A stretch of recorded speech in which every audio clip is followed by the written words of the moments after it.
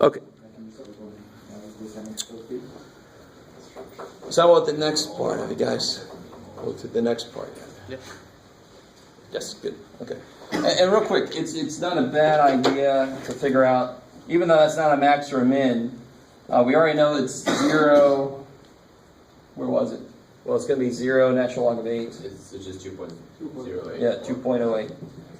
It won't always be in this case it was the y-intercept. But it's not a bad idea. Even if it's not truly a max or a min, it's still a good idea to know where the hell that is, that it just kind of rests. Okay, so what about part D? Now I have to start with this thing and find its derivative. Do you want to bring that up, right? Second? Do you want to bring that up to the bottom or do you push it? Which one is better? Yeah, we might as well do quotient. We'll be alright. Alright. I've changed over time. So how does quotient rule work? The bottom will be Squared. The one good thing about quotient rule is I know I'm going to have to set this equal to 0, and quotient rule within it keeps it all as one fraction. If you do product rule, you do have to have that extra step at the end to put them back together, which really isn't that difficult, but what the hell. What's happening up here? 8 minus x cubed times 6x. So minus 6. Good, minus 6x, that's the derivative of the top times the bottom. Minus 3x squared. the top, so that becomes plus 3x squared, is that cool? Yeah. But then you're going to pick up Minus 3. for the derivative of the bottom, is that cool? Yeah. Okay, good. Okay, good. So then we get positive 6x4 minus 9x4 is minus, can I remember what I just said? Minus 3. 6x4 minus 9x4 is minus, just write it down. There we go. Oops, that's possible. Thank you. So then minus 3x to the 4th minus 48x over whatever that number is, 8 minus x cubed squared. Okay, I desperately want you guys, I mean, you can start to see why a lot of the concepts in calculus start off kind of freaky, but then they become pretty easy. But the reason a lot of people just die in calculus is because their previous skills are not really concrete. So you start to see stuff like this, which the calculus is done, and now it should be the easier part, but then people have forgotten how the hell to go from here. So what do I want to do with this thing? Yeah, try to find the critical numbers.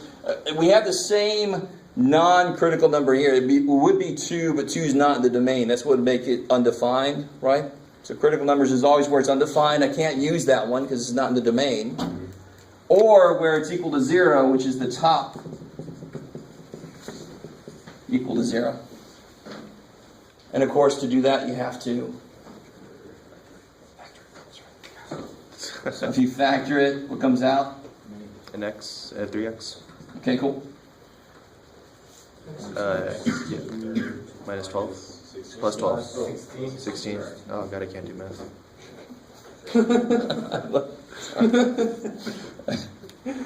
I think the expression is coming out. So we get x equals 0. So this is my critical numbers for the second derivative. 0 or cube root of negative 16. I liked it. Or negative cube root of 16 because the cube root's totally cool. Negative inside, outside, they didn't care. So those are the possible locations of inflection points. 11. Cool. So now we apply that same kind of test here. This is negative 2.52. Thank you. Negative 2.52. Yeah. So we'll keep that for later. Negative 2.52. 0 of both of those. There's my wall of 2. Right, so that domain becomes kind of important. So we didn't take the denominator equal to 0. We did. It's undefined. We did here, and we said 2 is no good. So we would only get 2 again from there, and it's still no good. Yeah. Does that make sense? Because the function doesn't even like 2, so I can't use it as a critical number. But if it wasn't the domain, then we would... Then we would use it. I love it. Okay. And now to investigate this. And again, I don't know if you guys can see this, but if you did factor this, this would be a first degree, and then there'd be like a couple of complex stuff. You guys kind of with me? Yeah. So multiplicity would be 1 for each. If you don't like the multiplicity approach, you don't quite do it right or whatever, you don't have to. You just start plugging stuff in. So if you plug a 1 in, you get negative. If you plug in a negative 1, yeah, you get positive times positive. And if you plug in a negative 100, you get positive times negative. Are you guys kind of with me? Why did I pick negative 100? Just to be a dork? I mean, you just need something below that. That's all you need. Yeah. So I sometimes I'll say negative 1 billion, because all that matters is the sign of the thing. Right? Negative 1 billion cubed plus 16 is freaking negative. Times positive is negative. That's all you care about. Okay, maybe. So what is that? Oh, sorry. What does that tell me? What little picture can I draw? Down. Concave. So that's down, up, down. Now I will ask you to do the intervals. I think you guys should be okay with doing the intervals. They don't really help you on the graph part, but I do want to make sure you can write the intervals for those. Now the graph part, let's see. All right, what do we need here? So on the F double prime, always Y double prime, when we're taking the complete, like we're trying to figure out if we use the multiplicity or whatever is there, we do it right. Yes. We don't have to plug in. You got to be real careful about the functions that are present. When there's polynomials and their factors, you're fine. But if there's still another function present, it might throw off the idea of multiplicity. You guys be really careful. Yeah. So when we're doing a quiz, is it okay if we use the table on a calculator, or do you want us to show the work by plugging in the numbers? Which work are we talking about? For finding the concavity going up or down, finding out which one's Oh, that I don't care about. As long as I see this. That's what Plugging in a point, you can plug it in the calculator. I don't care. That's fine. All I care about is you know just to take the sign of it. Is that what you're saying? Like pretty much what I'm just saying is like just plugging it in and just have it right there, rather than just doing like y prime. So as long as you can translate it to this, I'm happy. Okay. Cool. As long as I can see that, I'm happy. So what are my inflection points? Let me start to collect stuff over here. We said the main equation. Good. I like it. So inflection points are approximately negative 2.52, but let's just make it 2.5. So you leave it in decimal point? But when you plug it into the function, you have to plug it in as this. And actually that's nice because the cube and the cube root would cancel anyway. You guys kind of with me? Gotcha. So when you plug in cube root of negative 16, you get 8 minus negative 16.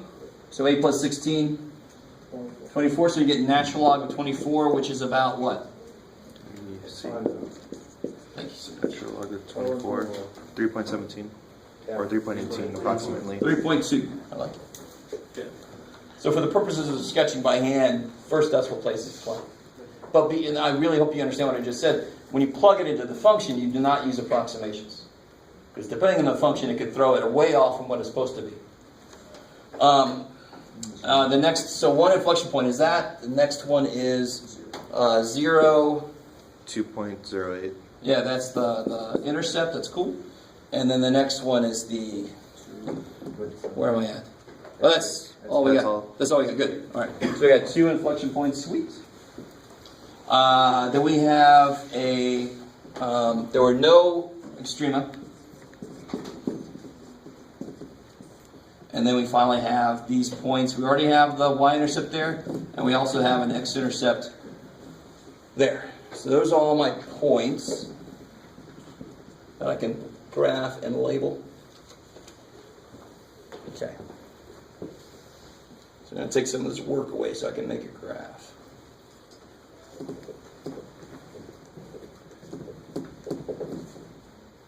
Where's my freaky color? Okay.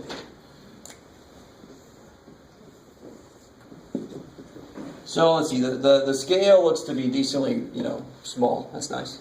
So I've got, let's go, I gotta get up to 3.2, so 1, 2, 3 looks good.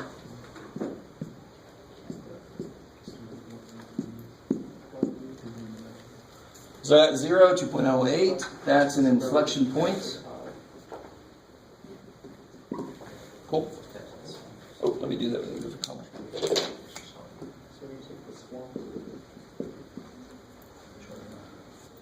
Negative 2.5, 3.2, negative 2.5, 3.2, that's an inflection point. And remember, we know it's always decreasing, so this makes sense. It's coming from up and it's decreasing down. The x-intercept is 1.910. It's going to go through there a bit. We could, just to kind of get a feel for this sounds like what we did with limits. I can't plug a 2 in there, but what is happening? What is the limit? Oh boy. As x goes to 2 from below. Shooting to minus infinity, but never. Yeah, because the natural log, this is trying to be the natural log of 0, right? So as you're plugging in, like if you plug in 1.9, 1.99, so forth, it's going to do exactly what. So it's going to go to. Good. And that's what that critical number of 2 was trying to tell you, that at 2 it's got like infinite slope, but it just never gets to 2. That's why it didn't really come into play. Yes, sir? So, if we plug in a -1 towards the graph, would it come out smoother? Rather than just like trying to sketch it out like that? If we try to do what now, sorry? Actually, no, never mind. I just noticed. Okay. Okay. I plugged in 1999, and that gives me negative 4.422. So at 1999 it's here. Negative 4. Yeah. So if you try 1999999, I'll bet you it'll be like 400. Yeah. Something like that. Yeah. All right.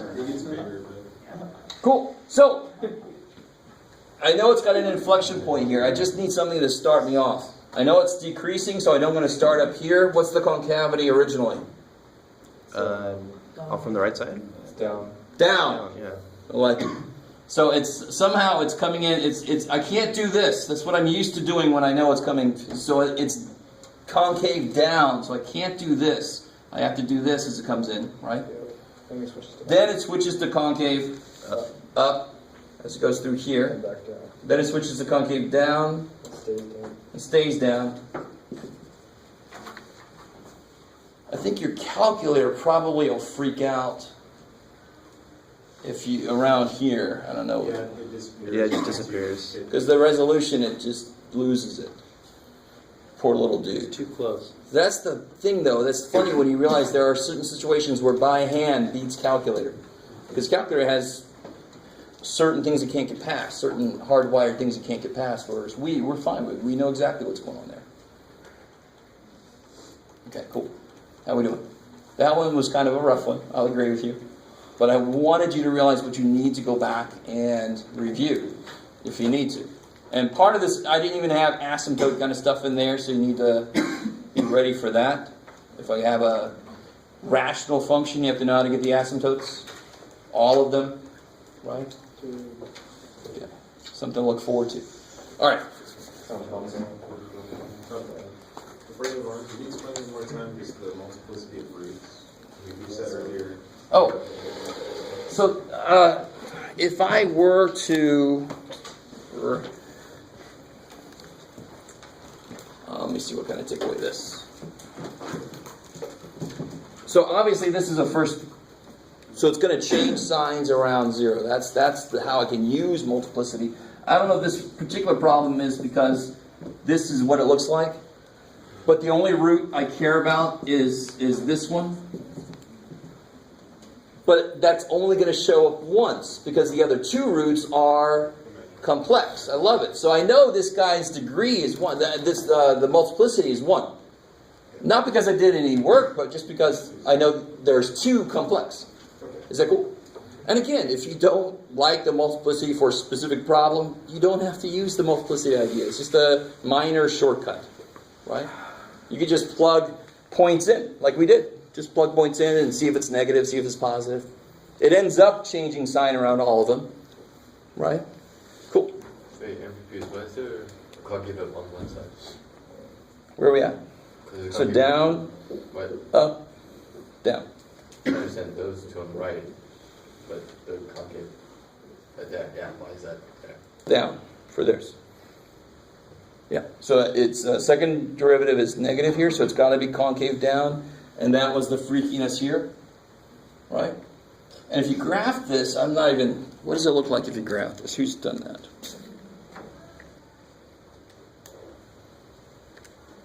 Looks similar, just opposite to them. Kind of ends the two.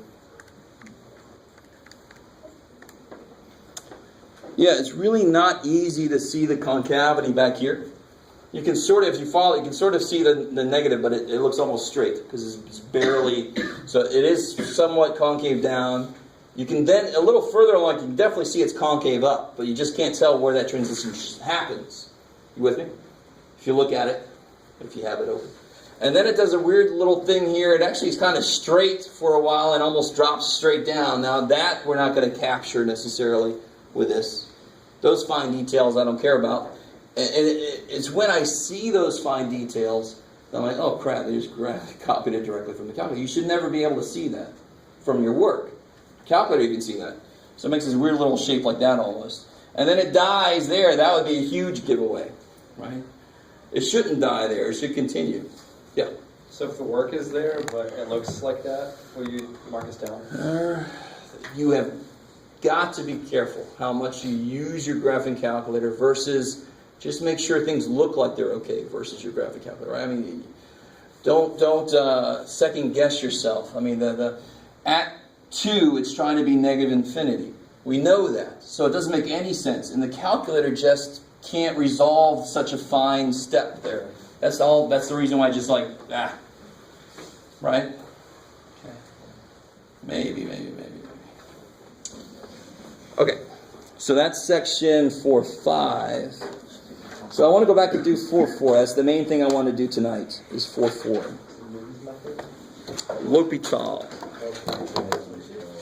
L'Hôpital's rule. That name. Boy, if it's nearly as fun as his name, this is going to be interesting. I like it.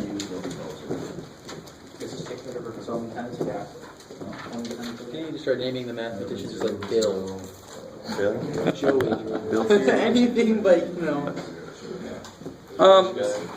The Bill method. It's like, you must take pride in having unpronounceable names. So, all right. 4.4. This, How do you spell L'Hôpital's? if you want for tutoring, I can't remember if this happened this semester or last semester, but if you go for tutoring, the tutor's just, the L'Hôpital's rule just becomes part of your immediate toolbox. So if you went in for tutoring before this section, they might have tried to use L'Hôpital's rule too early. Because you just learn things like that, and it's just so stupid useful that you just use that forever after, and you forgot there was something before it.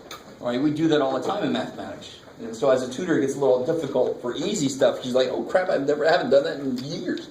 So L'Hôpital, spelling, right? Oh, come on. Poor guys in his grave going, they're still laughing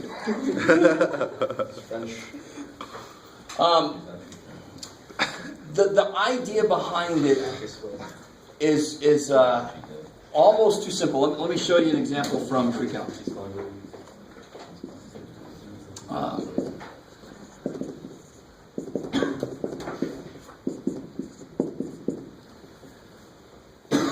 Why would this be an easy problem? Because you take the ratio of the... Oh, wait, no. Oh, What do you look at for this problem? There's 3 situations for the problem. What do you look at? Power restriction. The powers, right? So which situation am I in? The bottom power is greater than the top. So the bottom is going to infinity faster. Now, just realize what you just said from the context of the class we're in. Going to 0. Faster. That is a Rate. rate. So actually calculating limits should be able to use derivatives somewhere. Because it's about who gets there faster when it's... Now, the real reason why this is... I don't just plug infinity in, is because I can't do that for one thing. But it's what form is this in? When I do plug infinity in, what form do I get? Indeterminate. Yeah, indeterminate. I love it. So this is an indeterminate form. And the other kind of indeterminate form we've seen before, we're going to add some more indeterminate forms later. Yay. What's the other? 0 over 0. 0 over 0, exactly. So those are indeterminate because 0 divided by anything is 0. I like the 1. 0 divided by anything is 0, but anything divided by 0 is 1. Undefined. undefined. Infinity, really, right, in a way. So then 0 divided by 0 is a contradiction in itself. But we realize it's not 0 over 0, it's a limit. So it depends on who's getting to that value quicker. Right? So in this case, it's infinity over infinity. The bottom's going to infinity faster, so this limit would be 0. I like it. Cool. What are the Oh, two because differences? the limit is approaching 0. So if the top had been greater, would it have been approaching infinity rather? Exactly. Okay. If the top was going to infinity faster, the distance between the top and the bottom would have been getting greater and greater and greater. Right? So the ratio of those two functions would have been infinite. But in this case, the top can't keep up with the bottom. So overall, this number keeps getting smaller. Even though the top, of course, is going to its own infinity. It's just not going there fast enough. How are we doing? Yeah. So I'm trying to build up the idea, and I think I've done it, that derivatives maybe can come into play here to help us out. Now we just got to take a step to figure out how the hell that could actually happen. So let me just jump right into it, and then I'll show you kind of like a simplified version that the textbook did. But we're going to do sort of the middle of the road proof, because the actual full proof, no, we're not going to do that here. But I'll show you something that's really long, or is it hard to grasp? It involves a modified mean value theorem. One of the most important math people was Cauchy. Cauchy did a lot of work with the real number system. If you ever take a course called real analysis, if you're going into pure math, or applied math even, take real analysis, Cauchy's going to come up every other page. It's crazy. So Cauchy did, he modified the mean value theorem in a way that made it easier to prove L'Hopital's rule, right? Or actually to create L'Hopital's rule. I don't really feel like getting into all of that side note that we don't really need to. And this proof I'm going to show you is enough to get us going. If you don't agree with me, well, we can talk about it later. So here's the idea. I want to know, and in fact, it's not just infinity. It's any time I have any of those indeterminate forms. And there's more indeterminate forms coming. So anytime I have something like this, where it's either 0 over 0 or infinity over infinity, right? So here's the idea. We use something from section 310, I think. Yes. What's the approximation to this function? What's the linear approximation to this function? FOV. Good. So this is approximately FOV plus y1 prime. plus FOV. m times x minus x1. Right. So this is around some a. Right? Now, what kind of sucks about this? I mean, I made a straight line out of any function you feed me, as long as I can take its derivative. It's got to be differentiable. You with me? If I can take its derivative, I can make a straight line out of it, but that straight line only works In the area. so far. Right? But what's beautiful about this is the limit takes my values very close to that. So that effectively works for this perfectly, because the limit wants to get really freaking close to A. So when I get really close to A, this approximation is better. And how close to A am I going to get? As close as you can. As close as possible without getting there. So this approximation will work perfectly. You guys kind of with me? So replacing this with this in the limit is fine. Correct. I like this. Everybody else is like, go on. All right. So I can replace f of x with f of a plus f prime of a, x minus a. And I can replace g of x with, same thing with g. I love it. G of a plus g prime of a, x minus a. Now, So we're just trying to turn them into two very, very similar lines to their original functions? Is that the idea? yes, and I almost wanted to, well, here's a little side note. Look on page 302, because the book does a decent job of explaining this simpler idea.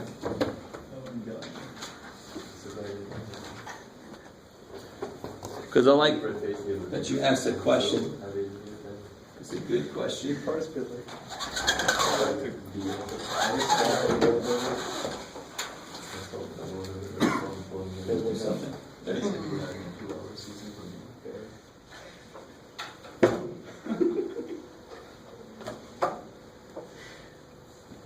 Okay.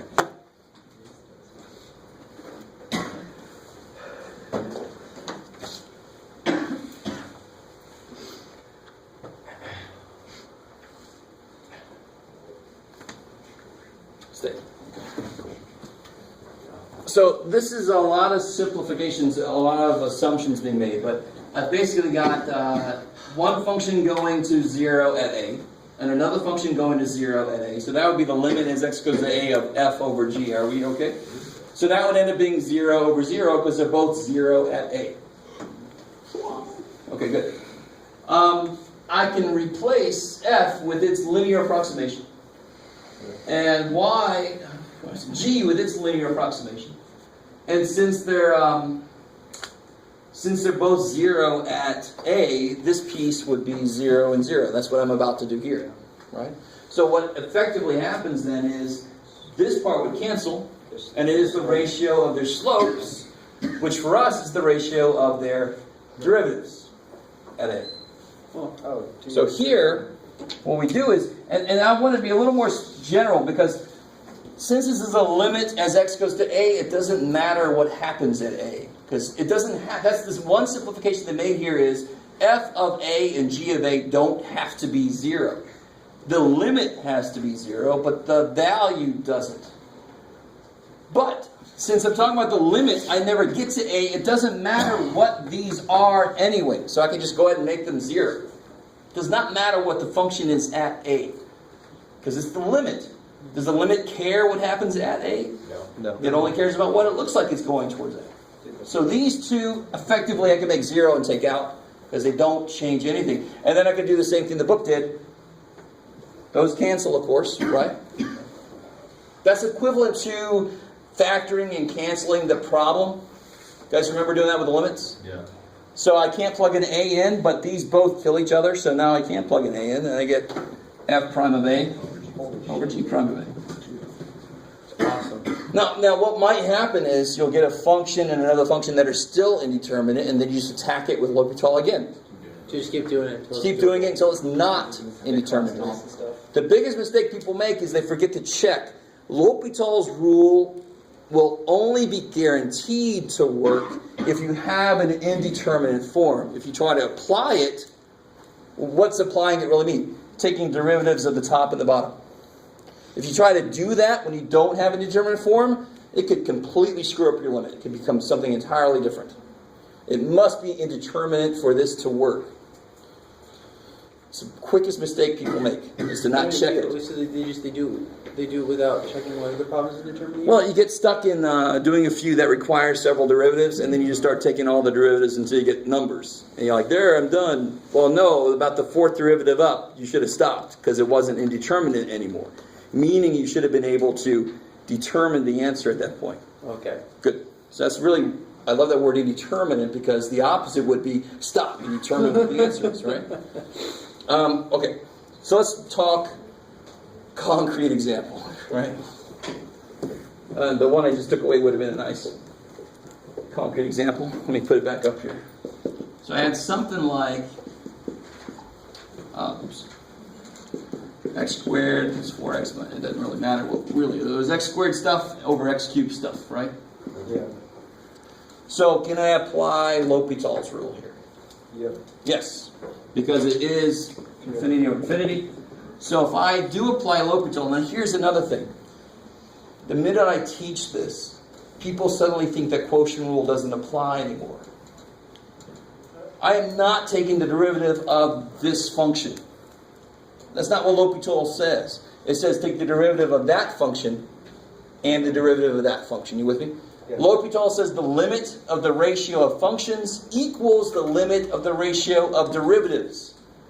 It's not some replacement of quotient. You don't have to go, yay, quotient rule, we don't have to do it anymore. We can just do the top. No, screw that.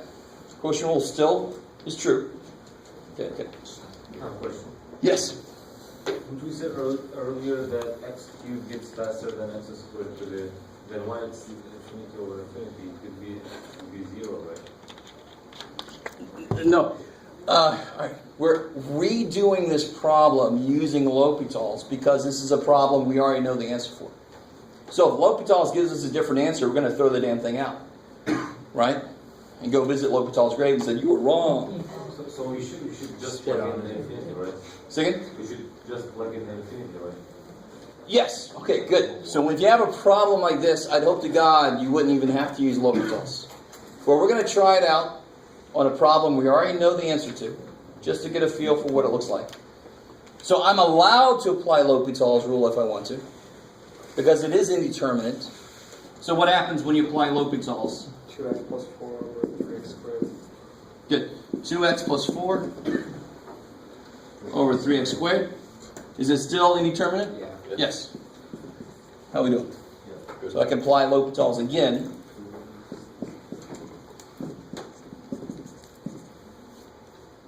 2 over 6, which is 0. Is that indeterminate? 0.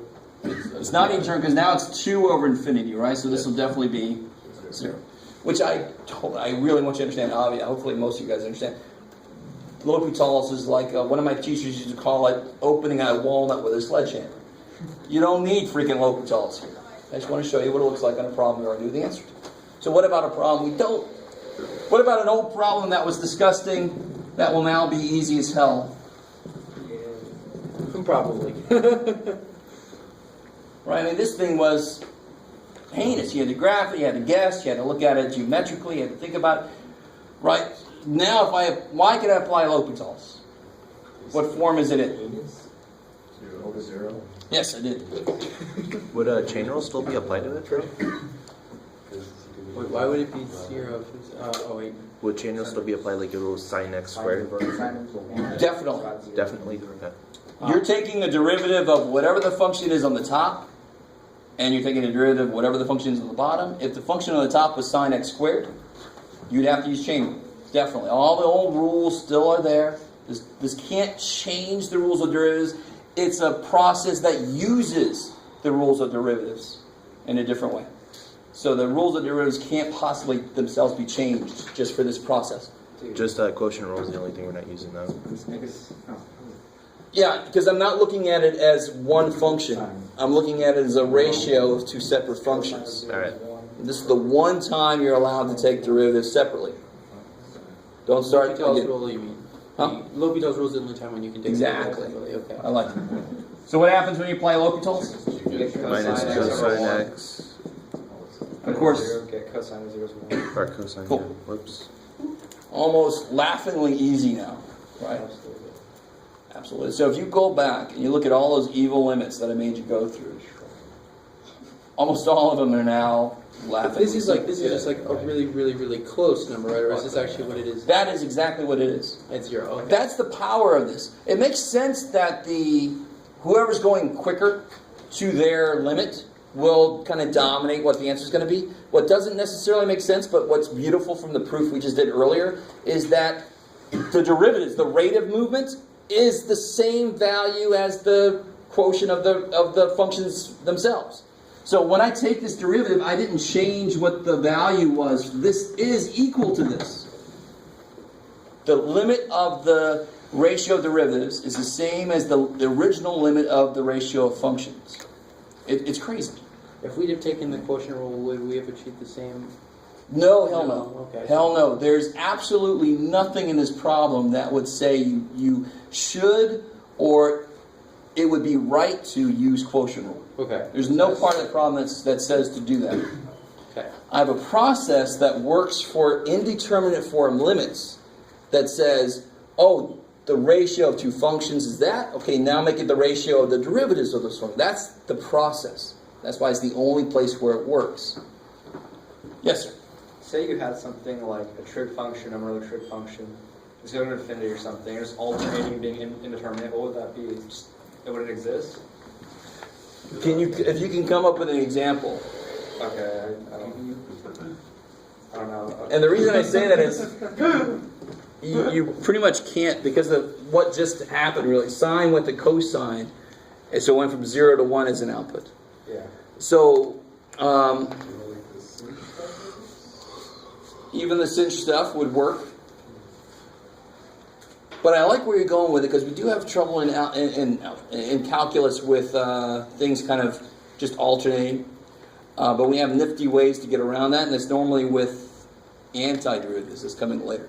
Okay. With L'Hopital's, I haven't seen one that is impossible. Where it gets weird, let me show you. Here's where it gets a little weird.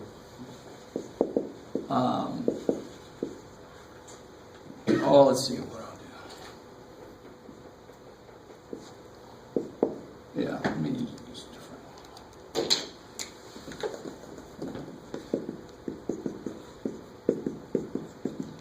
Okay.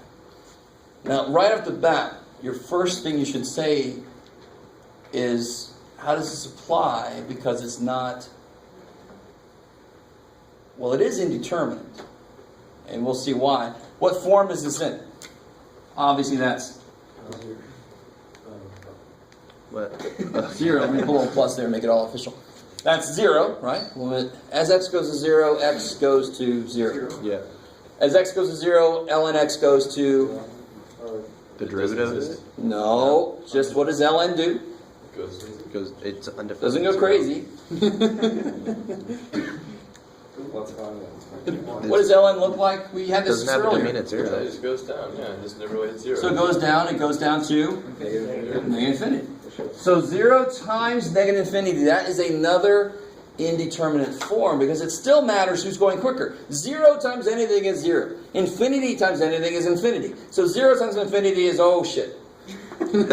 Right? It's the old unstoppable object, is the immovable, you know, and then it's really spin is the answer to that question, but oh. So the funky thing is, what you do, you want to apply L'Hopital's, but L'Hopital's only works when there is a ratio. What's important here is that there must be a ratio. So what can I do to this to write it as a ratio? So the x to negative 1 would be Sort of. 1 over x. But I love it. So if you rewrite this, I need to get there. So if you took this and you put x to the bottom, but you have to put it as 1 over x. Those are the same exact expression, right? Now what form is it in? As x goes to 0, this goes to negative infinity, this goes to... As x goes to 0, 1 over 0 goes to infinity. Thank you. Now, so that's an official L'Hopital's rule approved indeterminate form, right? Even if their signs aren't the same? Yeah, who cares about the signs? The signs don't really matter. That's a good point, though. Why is it? Where did you get the 1 over x though? It's like, did you just? Oh, because never mind. X is the same thing as 1 over 1 over x. Good. Okay. So get that kind of thing. Anytime you have a no bottom, there's all top stuff, you immediately think, can I try to turn something over and put it on the bottom? Why do we divide? Say again? Why did we divide? So Like we how get do something else. L'Hopital's requires a ratio of functions. My original form didn't have a ratio. But 1 divided by 1 over x is the same thing as x.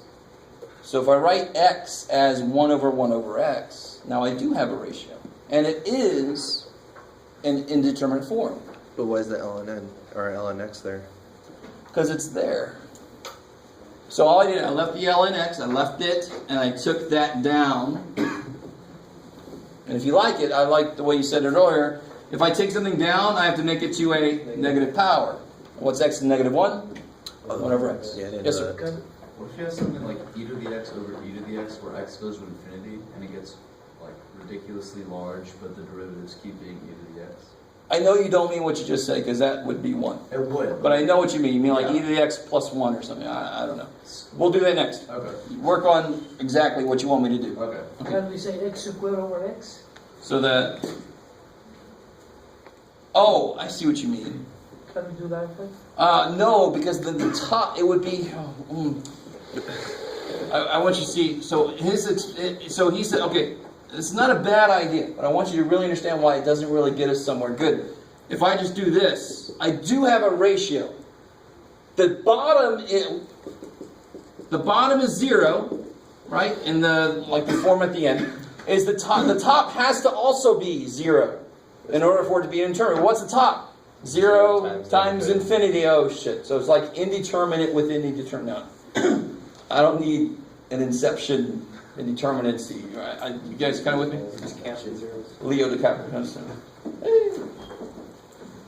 All right.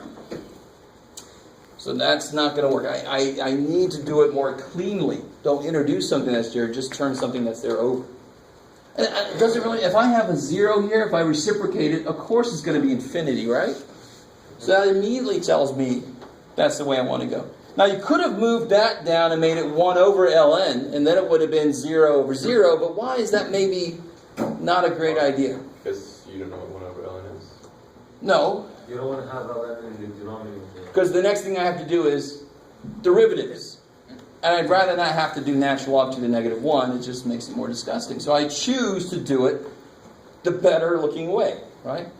Unless this way doesn't work, and then I have to go back and do it the other way. So a lot of math is like that. You try something. You should have seen this with trig identities. That should have been your first real foray into this. You try something. That didn't work. Let me go back and try something else. I mean, it's just playing around with all the stuff you know.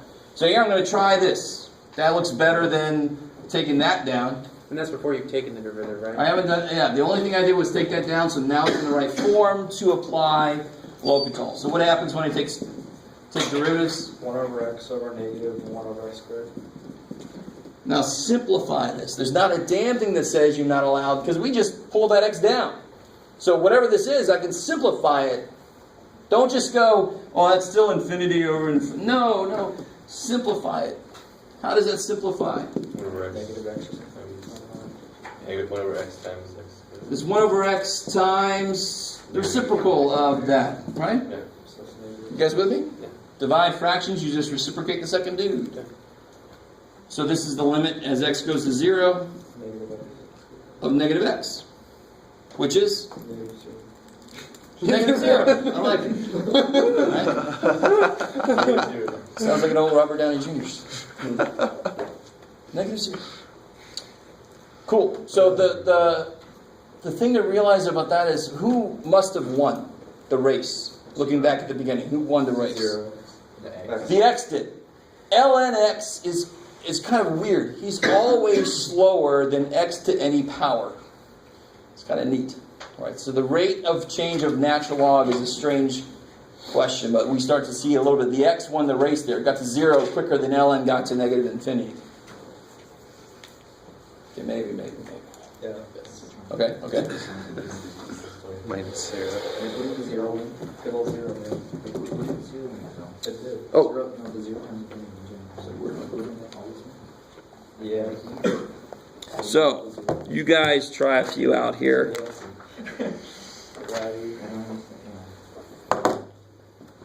Oh, did you figure out?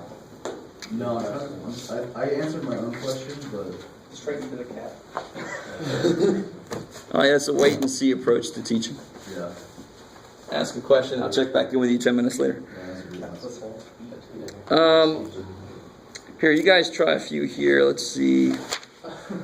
Something freaky looking.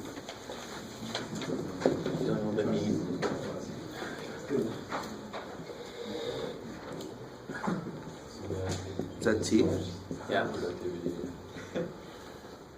Let's put 1 there. Sorry. Makes sense. You're letting him boil your small buddy. You need boiler and boiler small.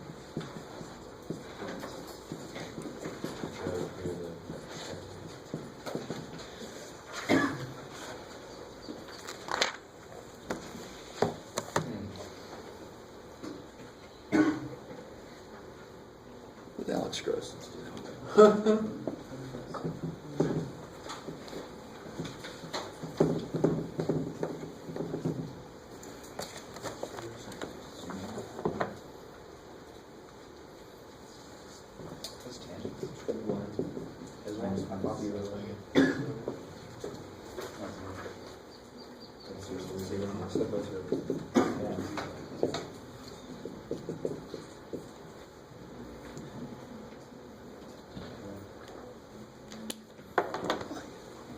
That's gross.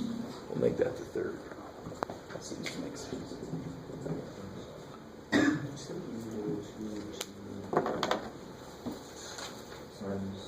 The derivative of tangent. Derivative of a tangent? Or secant squared.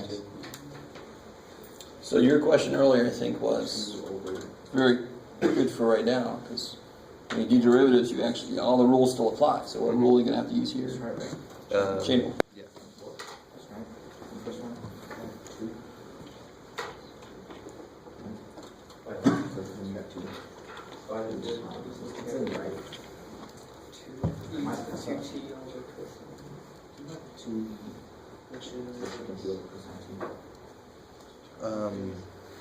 Do trigonometry still apply? Like, Yeah, of course. so we can like, still play around with the trigonometry, just try and. Of course, yeah. cancel? Okay. Yeah, once you apply L'Hopital's, you can simplify the ratio any way you can. Of course.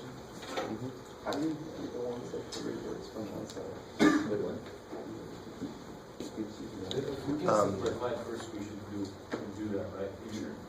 Like for the second one, sine 4x tangent 5x. It could be. If we I know what you're thinking about, We can. but since the insides aren't the same, you can't cancel those signs. Is that what you're thinking Yeah, about? but if we could, we should. You could. If you could, you would. Yeah. You should. I had a quick Coulda, woulda, question. coulda. Can I do this? Is this mathematically correct? Can I do 4 cosine of this over 1 times this over 1? I don't think it'll get me anywhere. Well, no, it would be times the reciprocal of that, so it won't really get you anywhere. Yeah. But if it's still indeterminate, that's the key. You should check to see if it's still indeterminate. 1 over, Can I do Multiply sine 4x times sine 5. no, this is cosine 1 We is 4 take the over tangent, we make it 5.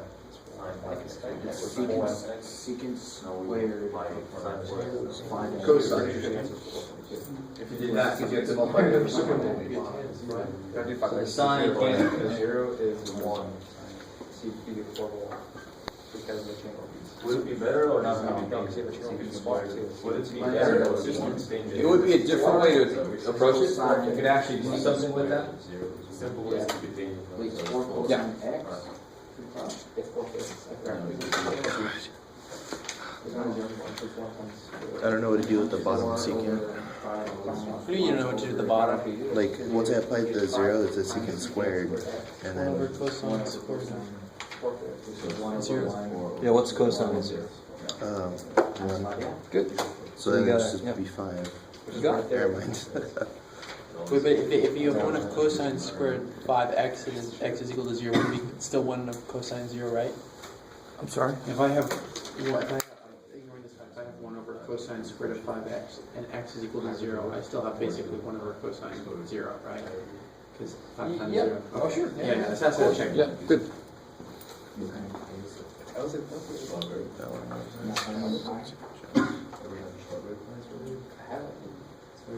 Oh god, that one's disgusting.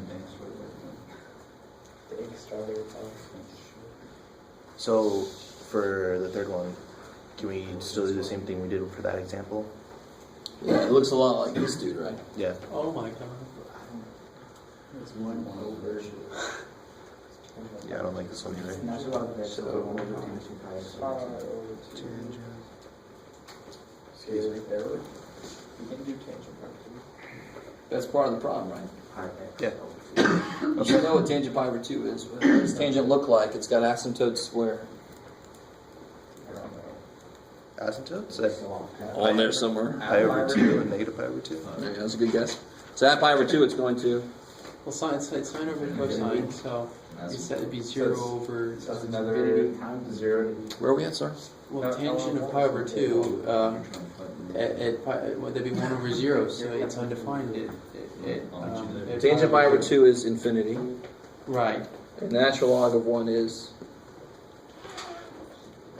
0. So 0 times infinity is this situation. Not fun. Same process to approach it. Dude, I wish I could freaking. So then You 0 didn't times. have pre-calc. Like 2-3 years ago, and I didn't pay attention for this kind of stuff, so I wish I did. Yeah, if only you could go back and slap your past self. No. So I'd rather be 0 punched times than slapped. infinity, what does that Slap equal? hurts like a lot more. That's part of the problem. That's why it's called an indeterminate form. I cannot determine what it is. So that's why we had a very similar problem here. Yeah.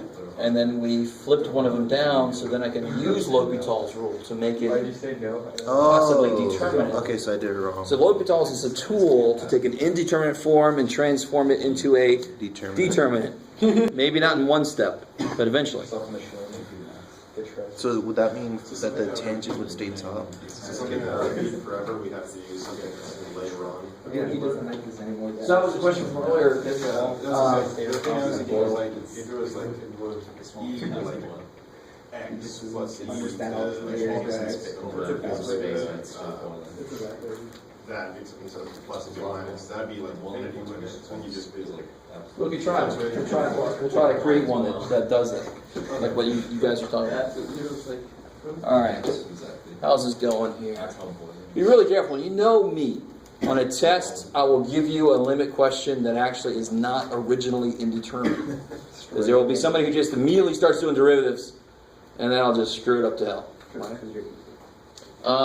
So this is definitely 0. yeah 0 over 0. So I can use L'Hopital's there. So what happens when you use L'Hopital's? 2 e to the 2t over cosine. Over cosine t, which is 0 over over 1. Good. So when you plug a 0 in, careful. e to the 0 is gone, so you get 2 over 1. 2 over 1, so you get 2. Cool. How we doing? I messed up. Okay, cool. Well, not cool for that, sorry. Now here, I like it. Somebody actually offered up another way that I think you kind of gave up on, but actually it would work. Let's attack this normally, or this way. Is it indeterminate? Yeah. Yeah, because at 0, these are both 0. Yeah. So if I apply L'Hopital's, get out of there. What are you doing there? 4 cosine x. 4 cosine 4x. Yeah, 4 cosine 4x over 5 secant squared. 5 secant squared 5x. Now at 0, 1 and 1. yeah, this is, these by themselves are 1. So you get 4/5. I like it. And I had problems sort of like this on an earlier test where you had to do it with tables. So obviously it just kicks that ass. But Shortcut. the other way is not really a shortcut because that was a one-stepper. But this is another way to look at this. If I did rewrite this, I'm not saying you should do it like this. But if I did rewrite this, let me see if you guys see where this is coming from. Is that cool? Because tangents, sine 5x over cosine 5x. Yeah. Right? And then I know I'd have to use the fact that I already know that as x goes to 0, sine acts like its input. So this would be 4/5. 4x over 5x is 4 to 5, and cosine of 0 is 1, so it's 4/5. But I actually would use an earlier finding, which is always fine. But it's not any quicker than that was. How was it 4/5 in there? When the inputs get really small for sine is approximately equal to its input. So when x gets really close to 0, sine of 4x is approximately 4x. Sine of 5x is approximately 5x. The x's cancel, you get 4/5. Cosine of 0 is 1. This is just more straightforward, but that would work, whoever brought that up. How about this guy? How do you write this guy? We know it's 0 times infinity.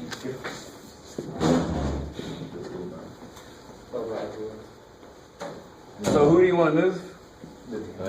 Yeah, tangent sounds good. It would become cotangent. That's crazy. So you can move whichever one. Of course you can.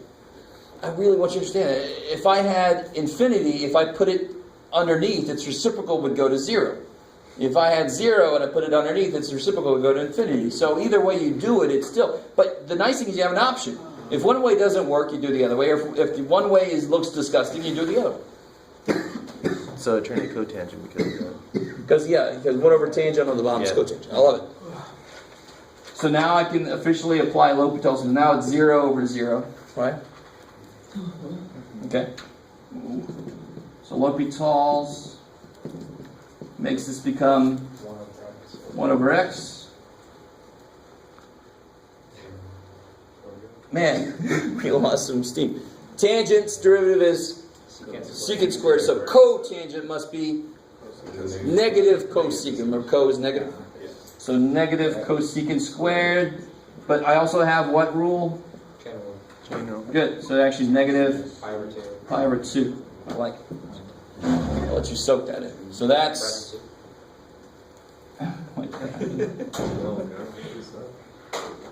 Okay. So is that still indeterminate? Automatically it's not, because the top is 1. So I know it's not indeterminate, so I don't want to do L'Hopital's anymore. So I just got to figure out what the bottom is. What's cosecant squared of pi over 2? 1. Sine of pi over 2 is 1. Cosecant's 1 over sine, so it's still 1. Squared, it's still 1. So on the bottom I end up with negative pi over 2. So I end up with this limit 2 over pi. negative 2 over pi. Freaky.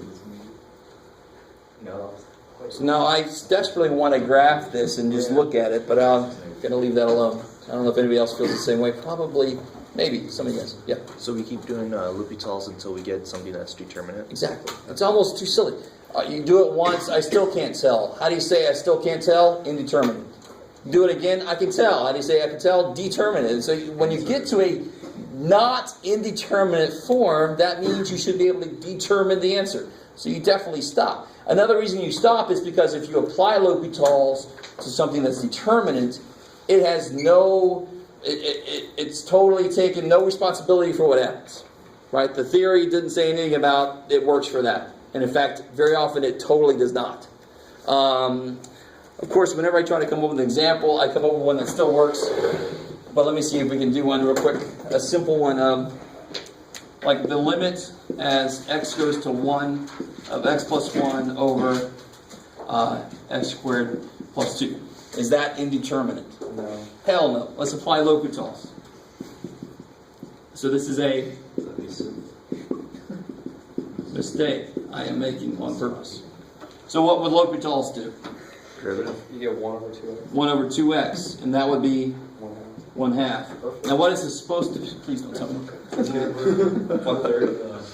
So it's 2/3. It's completely different. So L'Hopital says I take no responsibility if you're silly and you apply this where you shouldn't. It only is guaranteed to work when it's indeterminate. How we doing? So you stop when you get to something that's not So you tricked us. indeterminate. So you tricked us. I didn't need to, because I went into that completely preparing you for that. On the test, oh my goodness. It's almost as bad as my dental. So, right here, you know I'm going to give you one like this on the test. Just be ready for it. Right? And somebody's going to use the calculus, and no, it's not going to be good. Right? So you got to just check and make sure it's indeterminate. Okay. Let's see, there was one last thing. What?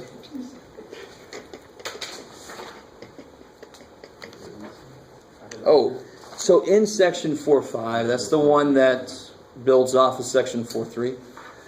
L'Hopital's will come into play to find asymptotes, horizontal asymptotes. So if you have a ratio of non-polynomial functions, pre-calculus won't help you because it always deals with the degree of it. So L'Hopital's might come in and help you if it's indeterminate. You kind of with me? Then you know where the horizontal asymptote would be. So part of section 4.5 is finding those asymptotes. Okay, how we doing?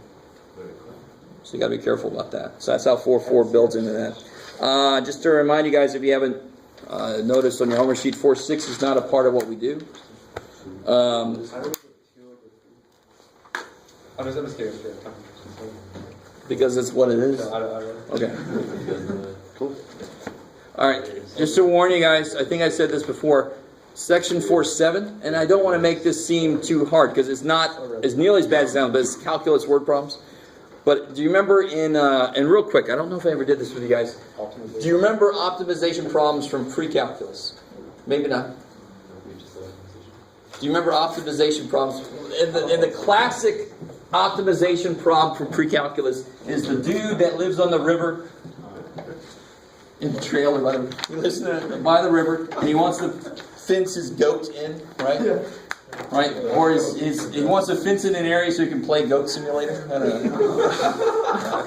So he's got his little goat. Does this sound familiar? Not the Goat Simulator part, but that wasn't out until recently. You kind of with me? So what always happened in pre-calculus was you ended up with a quadratic form so you could use the x equals negative b over 2a. You guys remember that? Sort of. What does x equal negative b over 2a do for you? Vertex. Finds the vertex, right? Which in calculus we understand that to be the max or min. Yeah. So if I had a function like this, how would we find its vertex using calculus? Taking the derivative. What's the derivative of this? 2ax plus b. 2ax plus b. Equals 0. Then we set it equal to 0. Solving for x, I get minus b over 2a. Oh crap! Right. So there we recaptured an earlier result. That came from this big ass ugly dude here. Yeah. And you realize that if you know the intercepts, this must be the vertex because it's right in the middle of the intercepts, right? The symmetry. So that's where the negative b over 2a came from in pre-calc. That's where it comes from in calculus. Right? We know that's just the max or min.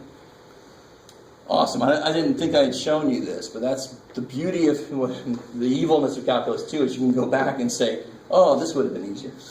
But you had to do that before you could talk about calculus, so too bad.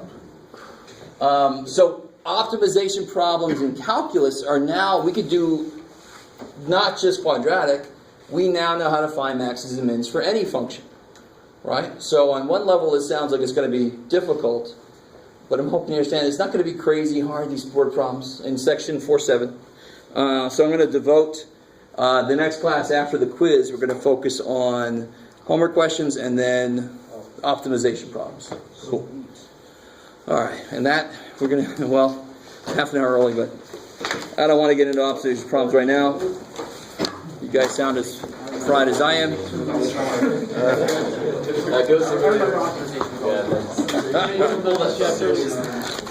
I don't know, because it was always a farmer building a pen for something. Probably